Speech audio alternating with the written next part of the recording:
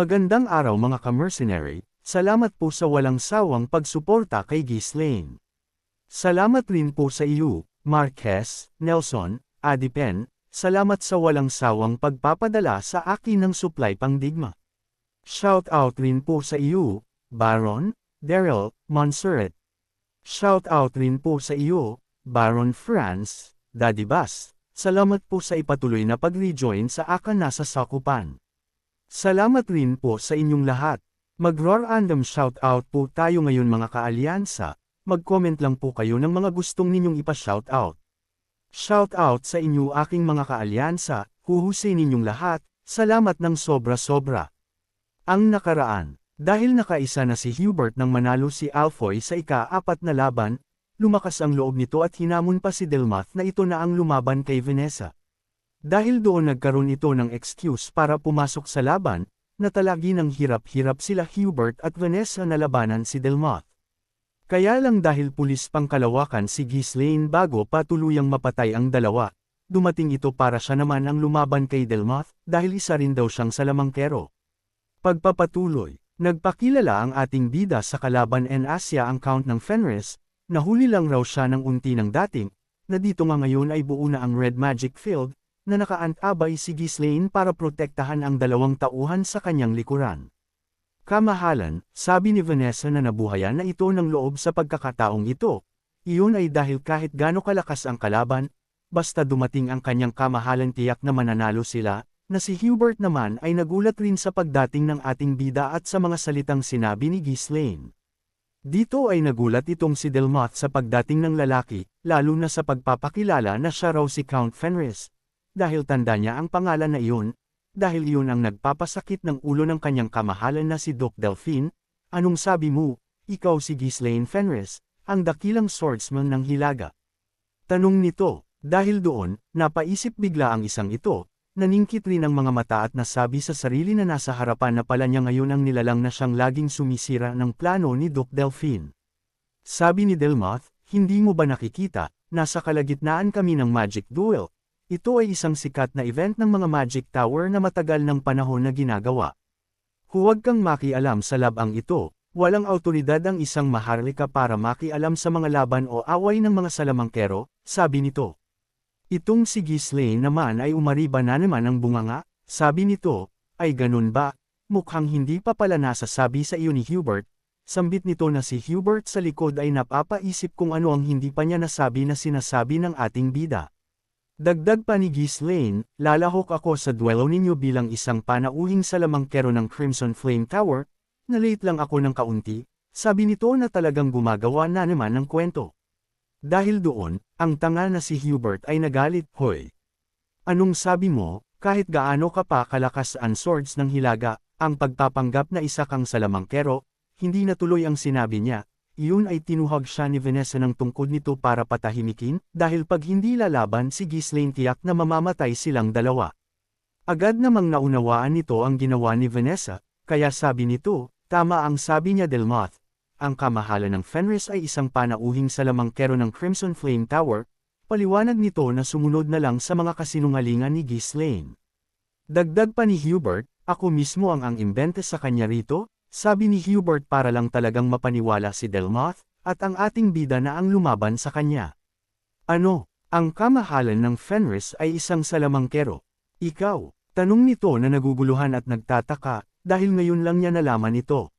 Dito ay nag-isip-isip ang isang ito sa pagkakataong nasa kanyang harapan, alam niya na wala ng kakayanan pang lumaban si Vanessa at si Hubert, at ang orihinal na plano niya ay ang wasakin muna ang Crimson Flame Tower, at susunod na aatake sa Fenris para patayin ang ating bida. Kaya sa pangyayari ngayon ay umaayon sa plano ni Delmoth, kaya ganito na lamang ang ngiti nito, dahil ang mga target niya ay naririto na ngayon sa kanyang harapan. O sige kamahalan ng Fenris, kung gusto mo talagang tumalong sa impyerno ng kamatayan ay hindi na kita pipigilan pa, sambit nito, iyon ay dahil dito na rin niya papatayin ang ating bida. Itinuloy niya uli ang pagcast niya ng mahika na ito, na mukhang napakalakas talaga, sabi niya, ito na ang perpektong pagkakataon para ubusin ang lahat ng mga kalaban ni Doc Delphine sa isang pag-atake lang, sabi nito na talagang mukhang pang-wipe out na ang gagawin ni Delmoth. Tuwang-tuwa ang Mokong na ito, hindi talaga siya makapaniwala na magagawa niyang matapos ang kanyang misyon sa isang puwersahan na pag-atake lang sa lugar na ito. Mukhang hindi na nga ata normal na pag-atake itong gagamitin ni Delmoth, dahil ang labas ng Crimson Flame Tower ngayon ay pulang-pula na, at may mga kidlat na naglalabasan, ay nagliliwanag ng husto sa kakawalang naipon na enerhiya.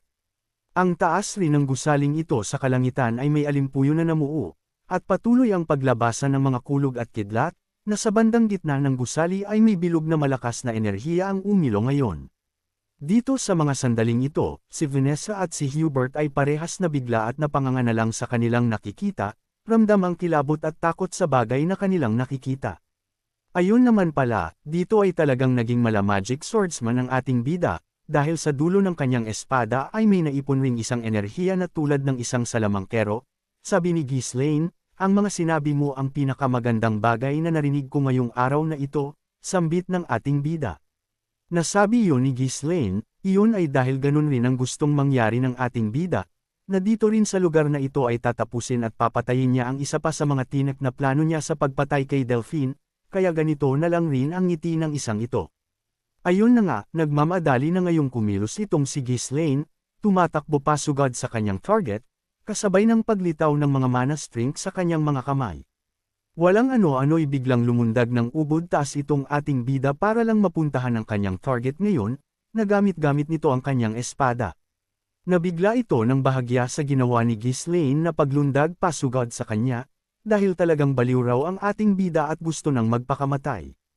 Ayun na nga, naabot ng espada ng ating bida si Delmoth, inatake niya ito, umatake rin si Delmoth gamit ang mahika niya, kaya lang kinaya ng espada ng ating bida na sabayan ito.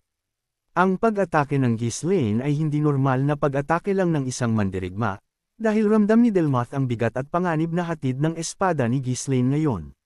Flash, tawag nito sa pamamaraan na ginamit niya para makatakas at makalayo sa harapan ni Ghislaine, na napunta na ito ngayon sa likuran ng ating bida sa napakabilis na pamamaraan, na walang casting delay ang mahikang ito.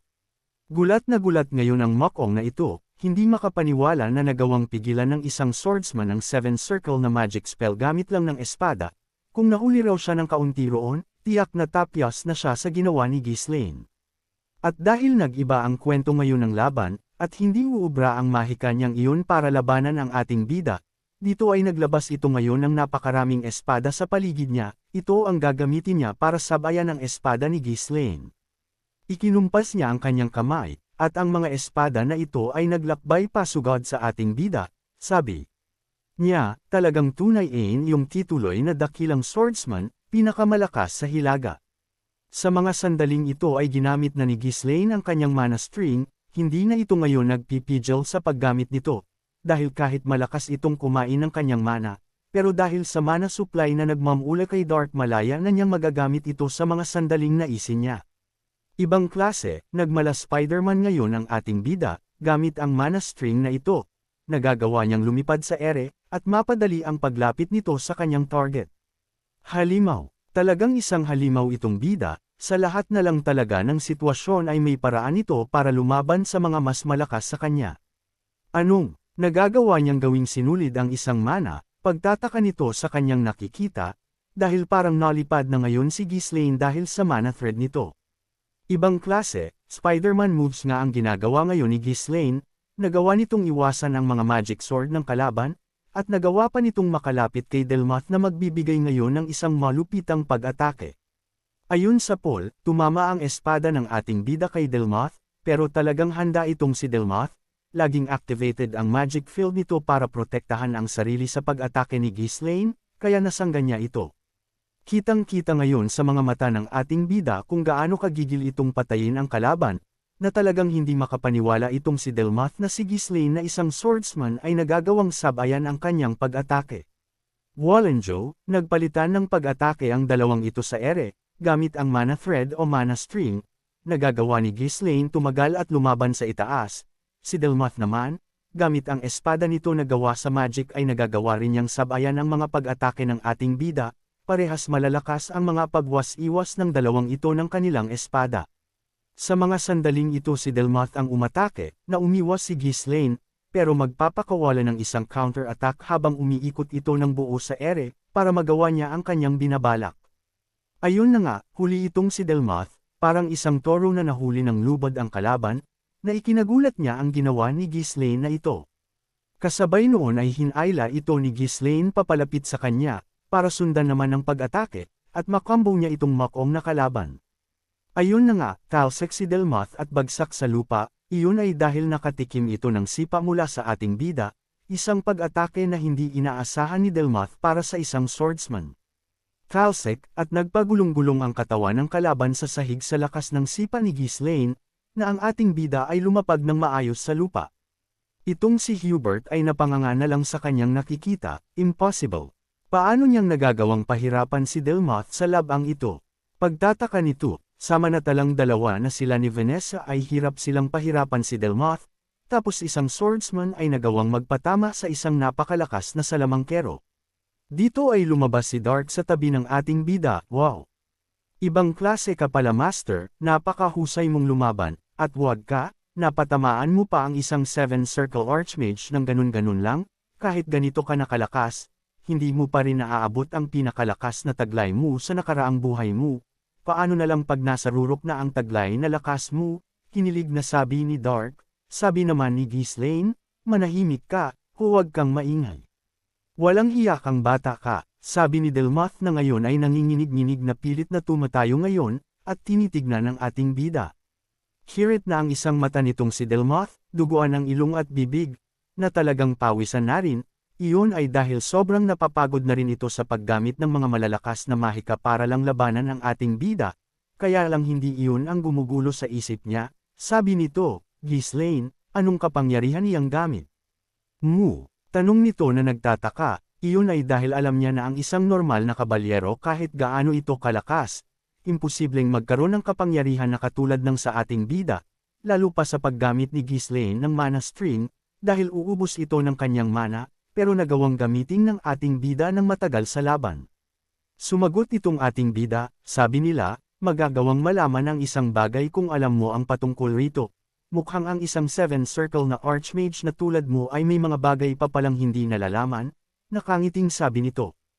Huwag mo akong patawanin, ang enerhiya na lumalabas sa iyo ay hindi purong mana. Sabi nito, mukhang ramdam niya ang mana ni Dark sa katawan ng ating bida, at pamilyar sa kanya ang ganitong pakiramdam at lakas na nakikita niya kay Ghislaine. Dito ay nanlaki ang mga niya, naalala niya ang kapangyarihan ni Duke Delphine, sabi nito, iyan ang kapangyarihan na binibigay ni Duke Delphine sa kanyang mga tauhan, sabi nito na nanlaki ang kanyang mata sa pagtataka kung bakit taglay rin ng ating bida ang parehas na lakas ni Duke Delphine. Nang sabihin yun ni Delmoth, nagulat itong ating bida, ngayon lang niya nalaman na ang kapangyarihan ni Duke Delphine ay talagang kahawag ng sa kanya, at mukhang may taglay na lakas rin ang kalaban na katulad ng kay Dark. Nagsimula uling lumutang ngayon itong si Delmoth, at nagsabi, hindi ko alam bakit taglay mo ang ganyang parehas na enerhiya, pero ngayon alam ko na kung bakit ganun na lang ang gulo at pinsala ang nagagawa mo kay Duke Delphine, sabi nito. Sabi pa nito, kahit ako, kung hindi sa tulong ng aking kamahalan na si Duke Delphine, hinding-hindi ko magagawang maabot ang pagiging 7-circle mage, kaya pala hirap maabot ni Hubert ang antas na ito, may tumulong pala sa Mokong na ito para tumaas ng isang circle sa dating mas malakas na si Hubert. Dito ay talagang nag-uubos na ng mana itong si Delmoth, herein biro ang mana supply sa katawan ng kalaban, dahil isang malaking energy ball na malakulay pula ang lumabas sa itaas ngayon nito, mukhang ito na ang ultimate magic spell niya, nabuburel sa ating bida. Umiilaw ngayon ang mga mata ni Delmoth sa lakas ng mahika na ginagamit niya ngayon.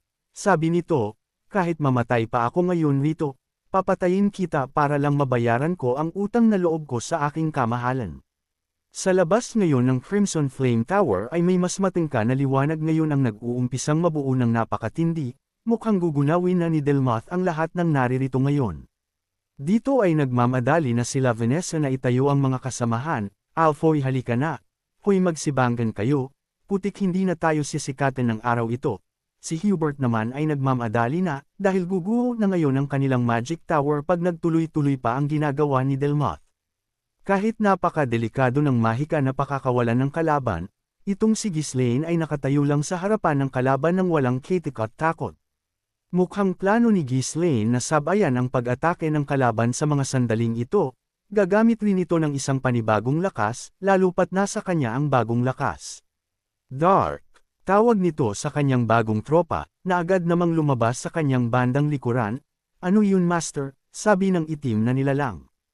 Pataasin mo ang aking lakas, sabi nito, na agad nang bumalik sa katawan ng ating bida si Dark, at pinapalakas ngayon ang pag-bugzo ng mana sa katawan ng ating bida.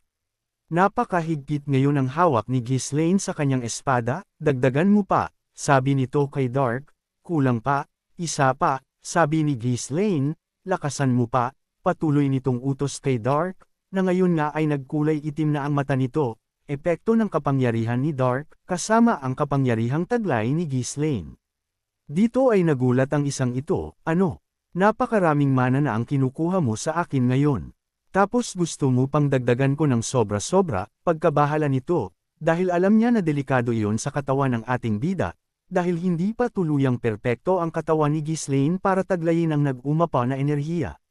4 core open, sabi ni Ghislaine, na muli na naman itong binuksan ang ika-4 na mana core nito, ang pamamaraan na ginamit niya para patayin si Desmond, na ngayon nga ay may 4 na gintong bilog na core ang nabuksan sa katawan ni Ghislaine, at mas kontrolado, at mas nag-umapa ngayon ang kanyang lakas. Sabi ni Ghislaine, talagang matitigas ang ulo ng mga salamangkero, hindi sila titigil hanggat hindi nasisigurado ang kamatayan nila. Huwag kang mag-alala Dark, napatay ko na ang isang ito sa aking nakaraang buhay, sabi nito na may NT sa kanyang mukha.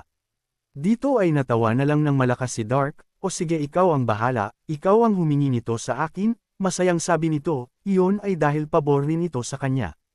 Habang nakabukas ang ika-4 na mana core ng ating bida, habang taglay niya ang lakas na pumatay kay Desmond noon, dito ay pinasok pa ito ni Dark para mas lalo pa itong palakasin. Sabi ni Dark, gagamitin ko ang pinakamatindi mong emosyon bilang paggasolina at pagliyabin pa ang iyong kapangyarihan, huwag lang kakalimutan pag namatay ka, sa akin na ang katawan mong ito, sabi ni Dark na tuwang-tuwa ngayon. Dito nga ay pinasok at pinakita ni Dark ang mga anyo at larawan na siyang magsasanhi ng matinding galit kay Ghislaine para mas lalong umapaw na ang enerhiya nito sa katawan, naririto ang larawan ni Duke Delphine, at ilang mga tao na siyang dahilan kung bakit nawasak ang kanyang pamilya noon, na pilit na winawasak ang pamilya niya ngayon. Walang hiya ka Ghislaine, putik na ito, nagmala super saya na itong ating bida. Nagtaas ang buhok nito na katulad ng sayanto ni Gohan nang patayin si Cell. Parehas ng handa ang pinakamatinding mahika ni Delmoth, at ang pinakamatinding teknik ni Ghislaine ngayon, sino kaya ang lalamang sa oras na magtama na ang dalawang pamatay na pag-atake? Inferno, sambit ni Delmoth, tawag nito sa pamamaraan na pakakawalan niya para gawing amo ang lahat ng bagay at nilalang sa lugar na ito. Ayun na nga, parang mula sa napakalaking energy ball sa itaas ni Delmoth, isang napakalaking laser beam ang nagliwanag papunta sa ating bida, at sa lahat ng madadaanan nito, na si Ghislaine ay nakatayo pa rin rito.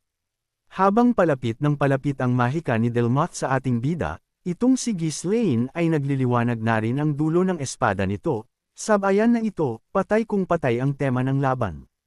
Aura Blade, sabi ng ating bida, ito ang teknik na ginamit ni Ghislaine nang wasakin niya ang pader ng tarangkahan ng Cabaldi na gawa sa matibay na uri ng bato, pero mas mahina iyon noon, ngayon ay mas pinalakas ito gawa na rin ng kapangyarihan ni Dark. Iwinasiwas ito ni Ghislaine mula itaas pa ibaba sa kanyang harapan, at isang napaka-tinding enerhiya ang kumawala pasulong mula sa kanyang espada, papunta sa target nito, na tumagos nga sa mahika ni Delmoth, at dumireko sa katawan nito, na agad na sumirit ang dugo sa mulo ng isang ito. Ayun na nga, tumirik ang mata ng isang ito sa teknik ng ating bida, dinaanan ng napakatalim na bagay ang kanyang katawan ngayon, dahilan para mahati ito sa dalawa. Sa kabilang banda naman, sa West Territory, sa lugar kung saan pinatay ni Ghislaine ang Prinsipe Erto, naririto tayo sa tahanan ng pinakamalakas na swordsman sa lugar na ito, na nagsasanay sa mga mang-aaral nito. Pinapanood niya ang kanyang mga mag-aaral na nagsasanay ng mabuti. Dito ay payapa itong nanunood, masaya, walang iniisip na kung ano habang tinuturuan niya ang mga bata, dahil ayaw na talaga niyang bumalik ngayon sa mga labanan. Kaya lang may isang lalaki na nakaitim ang lumapit. Rito, may binulong sa pinakamalakas na swordsman sa lugar na ito. Narinig niya ng malinaw ang mga kataga na binitawan ng nilang sa kanya, isang ulat na siyang magpapabago ng kanyang mga desisyon. Dahil doon, agad niyang ipinalakpak ang kanyang kamay para tawagin ang atensyon ng kanyang mga mag-aaral. Dito na muna nating tatapusin ang klase natin ngayong araw, ang inyong guro ay may aasikasuhin ngayon, may katagalan akong mawawala, nagulat naman ang mga bata sa sinabi ng kanilang guro. Teacher, babalik naman po kayo rito para turuan kami uli diba? Tanong ng batang ito na may pakiramdam na hindi na nila makakasama pa uli ang kanilang guro. Hindi kaagad nakasagot ang isang ito, iyon ay dahil hindi niya masasabi kung ano ang mangyayari, dahil hindi pa niya sukat ang lakas ng kalaban. Lumingon ito sa tagiliran niya, nakatingin sa malayo, at nagsabi, "Oo. Babalik ako, pangako ko iyan," sabi nito ng may ngiti, na mukhang tiwala ito sa lakas na taglay niya. Dito nga ay nagpalat na ito ng kasuotan, ang kanyang tunay na anyo pag sumasab ito sa isang laban, mukhang may naganap na siyang dahilan para lumaban ito uli. Sabi nito, kahit gaano kapasaway ang disipulo kong iyon, bilang kanyang master, tungkulin kong ipaghiganti siya sa pumatay sa kanya. Galit na sabi nito, nasabi na namang lumaban, ang disipulo na tinutukoy niya ang si Tamba, ay si Martin, na ang pumatay roon ay walang iba kundi ang ating bida. Isang bagong sagupaan na naman ng mga malalakas ang makikita natin, ang pinakamalakas ng silangan, laban sa pinakamalakas ng hilaga. Abangan!